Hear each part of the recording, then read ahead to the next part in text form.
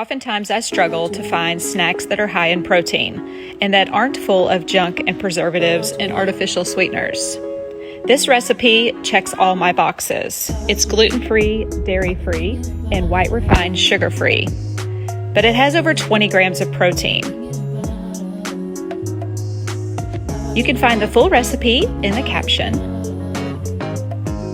I'm here to motivate you and inspire you and show you that healthy eating and anti-inflammatory cooking doesn't have to take a ton of time. It can be delicious, and your body will thank you. This recipe was completely approved by my husband, who is always seeking high-protein foods. They make a great snack and a dessert.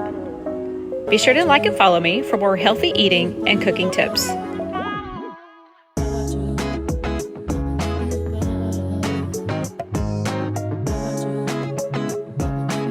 P.S. Be sure to store them in the fridge since they are gluten-free.